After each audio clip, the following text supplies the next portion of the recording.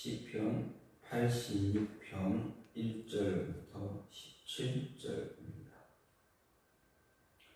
여호와여, 나는 가난하고 궁핍하오니 주의 귀를 기울여 내게 응답하소서. 나는 경건하오니 내 영혼을 보전하소서. 내 주 하나님이여, 주를 의지하는 종을 구원하소서. 주여, 내게 은혜를 베푸소서. 내가 종일 주께 부르짖나이다.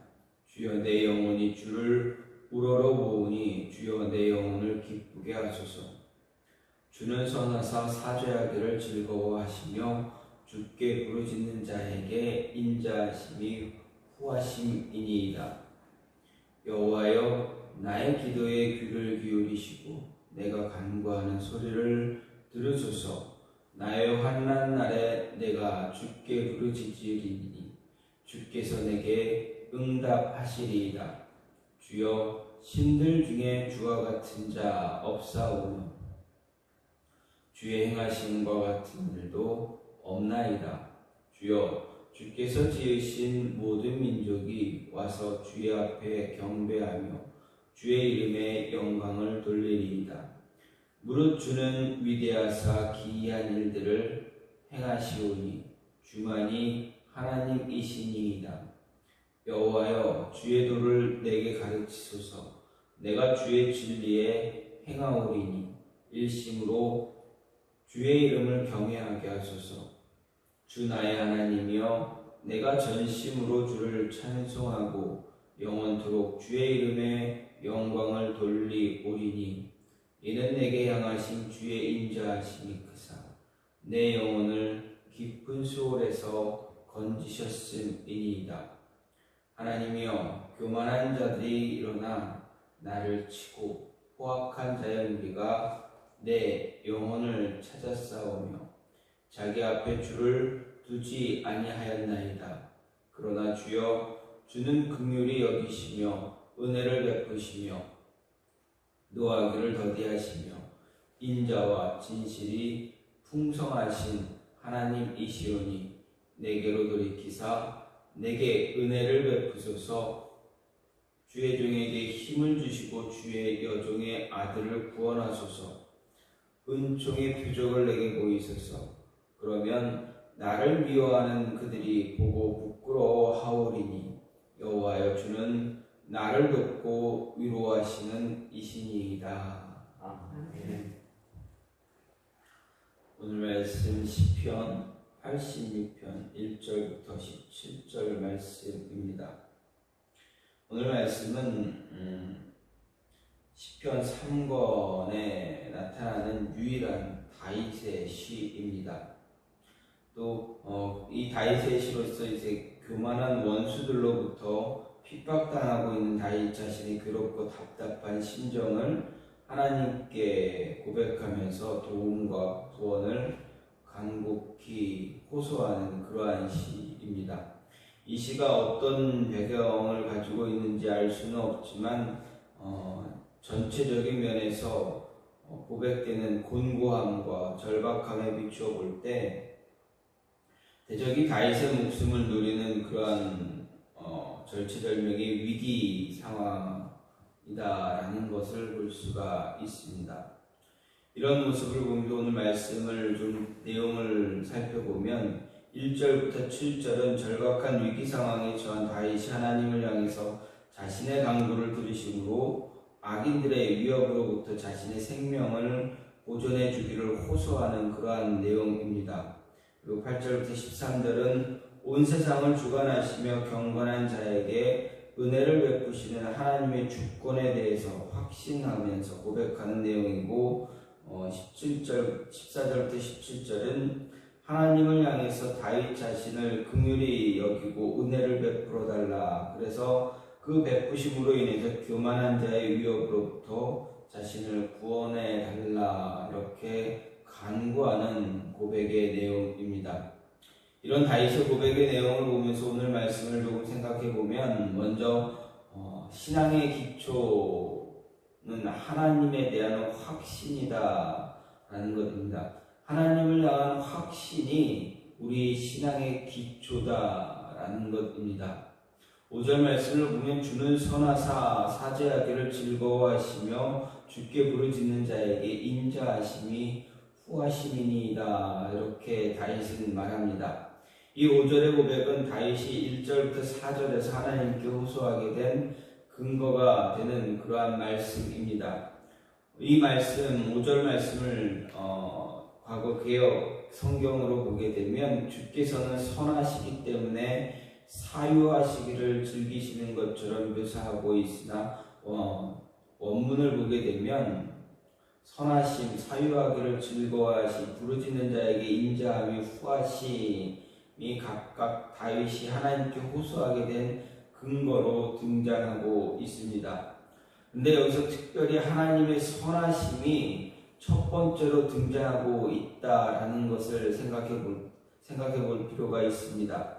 사실 하나님이 선하시다라는 것, 그것은 우리의 신앙의 기초가 되는 것입니다.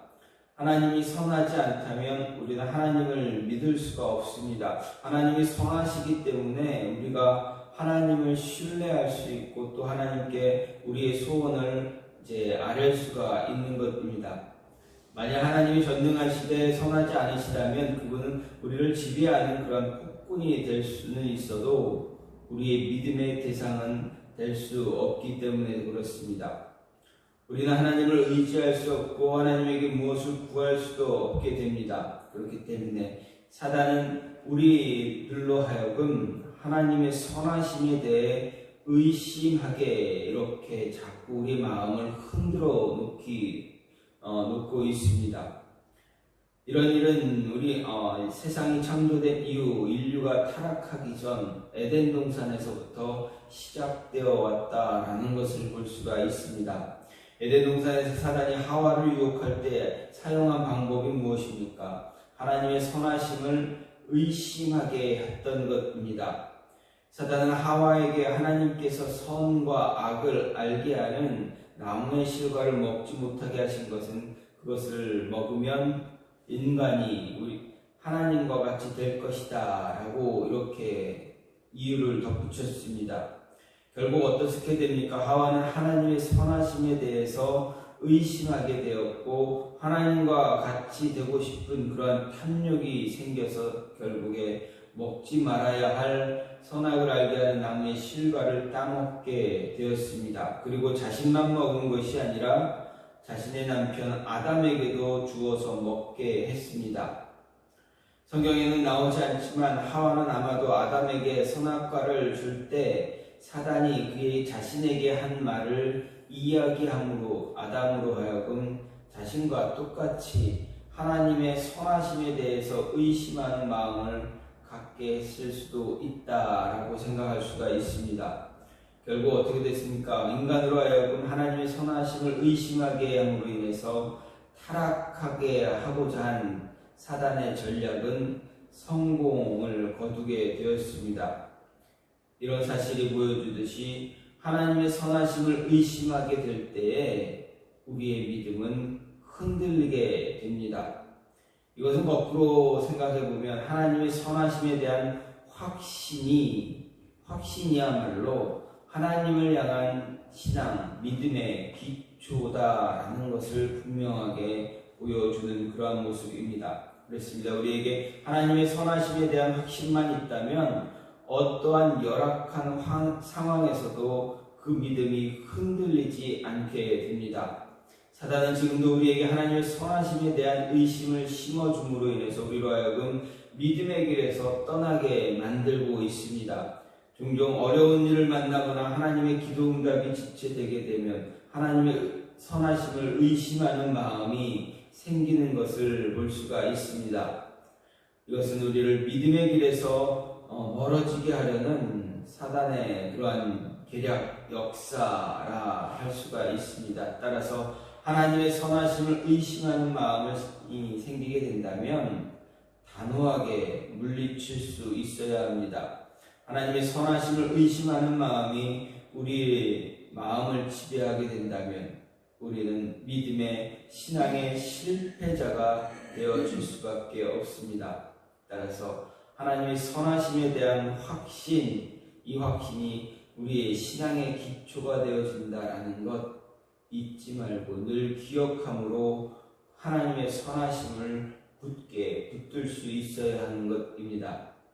또 한 가지는 기도할 때 응답의 확신을 또한 가질 수 있어야 합니다. 7절 말씀을 보면 환난 날에 내가 주께 부르짖으리니 주께서 내게 응답하시리이다. 이렇게 다윗은 고백합니다. 여기서 다윗은 환난 날에 주께 부르짖겠다 말합니다. 고백합니다. 그리고 그 이유, 왜 환난 날에 하나님께 부르짖느냐, 그 이유를 이야기하는데 그 이유가 무엇입니까? 하나님께서 나의 기도에 응답하시기 때문이다 라고 고백합니다. 즉 하나님께서 응답하실 것 알기 때문에 내가 환난 날에, 내가 고난당할 때, 내가 힘들 때, 어려울 때 하나님께 부르짖겠다라는 것입니다. 여기서 우리는 다윗의 기도 응답에 대한 확신을 볼 수가 있습니다. 정말 다윗은 하나님의 기도 응답에 대해 추호도 의심하지 않고 있습니다. 그는 자기가 부르짖기만 하면 하나님이 응답하신다라는 확신 가지고 있었습니다. 그랬기 때문에 우리도 기도할 때 이런 다윗과 같은 확신을 가지고 기도해야 한다라는 것입니다. 기도하는데 응답에 대한 확신이 없다면 그것은 하나님을 신뢰하지 못하기 때문에 그렇습니다. 하나님을 신뢰하지 못하면 어떻습니까? 우리의 신앙, 우리의 믿음 흔들릴 수밖에 없습니다. 하나님의 응답에 대한 확신이 없으면 기도하기도 어렵습니다. 생각해 보십시오. 응답들이라는 보장 없는데 왜 헛수고하게 하려고 하겠습니까? 물론 사람이 다급해지면 믿져야 본전이다 라는 생각으로, 또는 물에 빠진 사람이 지푸라기라도 잡는 심정으로 기도할 수도 있습니다. 하지만 그런 기도 하나님께서 응답하지 않는다라는 것입니다. 왜냐하면 하나님에 대한 믿음이 담겨져 있지 않기 때문에 그렇습니다. 믿고 구하는 자에게 하나님은 미리, 너희 아버지는 미리 다 주신다, 알고 계시기에 주신다라고 예수님도 분명하게 말씀하셨습니다. 따라서 믿지 못하는, 믿음이 없는 그런 기도 하나님은 응답하지 않으신다라는 것 기억해야 합니다. 따라서 하나님은 자신을 절대적으로 믿고 구하는 자에게 응답하심을 우리는 잊지 말고, 하나님께 구할 때 하나님이 주실 것을 확신하고 믿고 기도할 수 있는 그런 모습 가져야 합니다. 예를 들어서 화재나 응급 상황이 발생하면 우리는 119에 전화를 합니다. 그리고 119를 부를 때 그들이 언제 달려올 것이다 라는 확신을 가지고 있습니다. 만약 그것을 믿지 못하면 119를 부르는 그런 모습도 부르지 않습니다. 또 설령 부른다 해도 정확한 상황 설명이 있지 않고 대충 얼버무리게 된다면 119 우리의 전화를 받는 곳은 아마도 장난 전화하는 줄로 생각할 수도 있습니다. 그러면 어떻게 됩니까? 출동하지 않게 됩니다. 웬만하면 출동하겠지만 장난 전화라고 생각하면 출동하지 않는다 할 수 있습니다. 만약 그렇다라고 가정해보면 누구의 손해일까 생각해 보아야 합니다. 대충 얼버무려 말한 신고한 사람, 그 사람 자신입니다.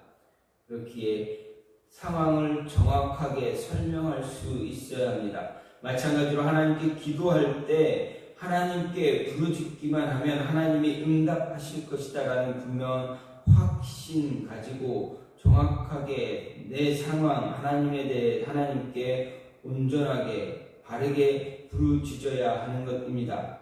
하나님을 향한 확신이 없으면 기도할 때도 바르게 기도하지 못하게 되고, 확신이 없으면 하나님도 우리에게 응답하지 않으신다라는 것입니다. 아니, 응답하실지라도 우리가 확신이 없기에 하나님의 응답을 온전히 받아들이지 못하게 됩니다. 하나님이 나에게 응답하셨는지 안 하셨는지 이렇게 확신이 없으면 하나님의 음성에도 우리가 그 음성을 듣지 못하거나 그 음성을 온전히 이해하지 못하게 됩니다. 하나님은 우리에게 하나님에 대한 믿음이 있는지 없는지 잘 알고 계십니다. 따라서 믿음이 없는 기도, 하나님 분명 기도에는 응답하지 않으시기도 하지만 혹이라도 응답해 주셨다 할지라도 우리가 그 말씀을 바르게 붙잡지 못하게 된다는 것입니다. 따라서 확신을 가지고 기도해야 합니다. 응답해도 좋고 응답하지 않아도 뭐 어쩔 수 없지라고 이런 식의 불신앙적인 태도 버리고 확실하게 내가 기도하면 하나님은 들으시고 내 기도에 응답해 주실 것이다 라는 확신 가지고 기도해야 한다라는 것입니다. 다윗은 자신의 신앙의 기초가 어디에 있는가 이야기합니다. 하나님을 향한 확신입니다. 자신이 기도할 때 하나님이 어떻게 하시는가? 응답하신다. 내가 어떤 기도를 하든 하나님은 나에게 응답하신다 라는 확신을 갖고 있습니다. 다윗에게 이 확신, 하나님에 대한 이 확신이 그의 신앙의 기초가 되고 그의 기도의 기초가 되어진다라는 것, 오늘 우리에게 이야기하고 있다면 우리도 이러한 확신, 하나님을 향한 확신이 우리의 신앙의 기초가 되어줘야 되고 우리의 기도의 기초가 되어줘야 한다라는 것, 똑같다라는 것을 알 수가 있습니다.